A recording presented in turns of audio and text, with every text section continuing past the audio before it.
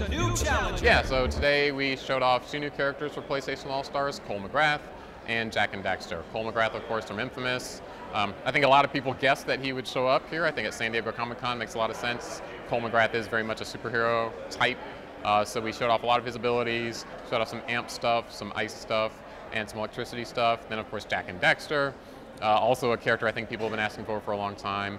Made sure to include a lot of cool interplay between Jak and Dexter. Then of course he's known for his guns, so he has a whole host of different guns that he uses. And then of course the eco powers, Dark Jak, Light Jak. Made sure to get all that stuff in there. So 2 very cool announcements. Yeah, the best way we refer to Cole, he's a character who deals with what the other opponents are doing to him, and he typically has something to counteract that with. He's a character who has a lot of functionality at all different ranges, so the amp gives him a lot of up-close melee, but his abilities, his electricity and his ice-based stuff also gives him a lot of medium to far range functionality as well. So he's a character who's equally at home, I think, at the very, very close range, mixing up there with like the Kratoses, but also the medium and the far range with like a Radic or Jak actually.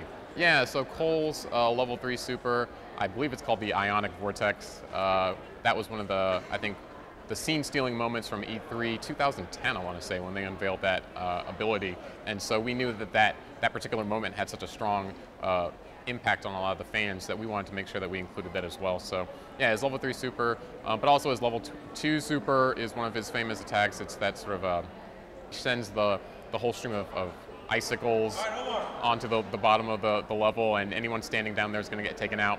And then his kinetic blast, where he can pick objects up and throw them around in his game. We gave that actually to him for his level 1 super, so he can pick an opponent up and throw him, and anyone who gets hit by the opponent actually dies too. So some really cool functionality. You got to play a lot with his abilities. So Jak and Dexter, I mean, they're known as a pair. You know, they have such a cool interplay between them. So in a lot of Jak's melee attacks, Dexter will play a role. In his throws, you'll see Dexter helping out in there. And it's just fun. I mean, he's one of our best animated characters, I feel, just being able to see such the personality in Dexter and Jak and some of them playing off of each other as well. But then Jak, like I said, has access to all of his guns, and all the eco powers, and it pretty much takes those on in a solo capacity as well. Jak has, I want to say, 8 guns just in his normal moveset, and they all are good at dealing with different ranges and different distances. And he can also use them in the air, which is a very unique ability that he can start an attack in the air and have that carry out onto the ground as well.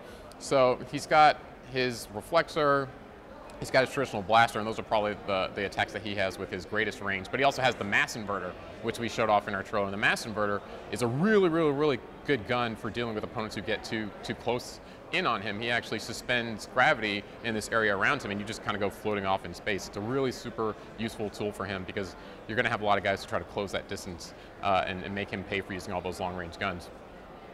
For Jak's level 1 super, he does kind of his eco charge power up. If you remember, like when he used to step on an eco vent in Jak and Daxter, he'd sort of do this power up attack, and so we gave that to him as his level 1 super. For his level 2 super, he does transform into Dark Jak temporarily and does this giant sort of area of effect smash.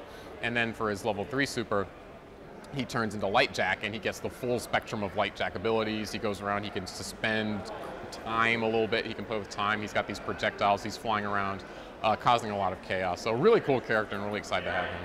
Character selection is, I'm going to say, the hardest thing we have to do in making PlayStation All-Stars. Not because the characters are hard to come by, but because the fans want to see so many characters, and sort of getting them all into the game is really the hard part. When it comes down to a character like Jak or even Cole, they have such a wide spectrum of functionality that comes over from their own games that selecting their movesets is actually kind of easy. Once you settle in on what that character is and what the essence of that character is, picking the right moves and how they fit into our world is kind of the easy part, but just listening to all of the fan requests for each individual character, I'd say that's the hardest part of the job. So yeah, PlayStation All-Stars Battle Royale will be out on PlayStation 3 and PS Vita October 23rd of this year.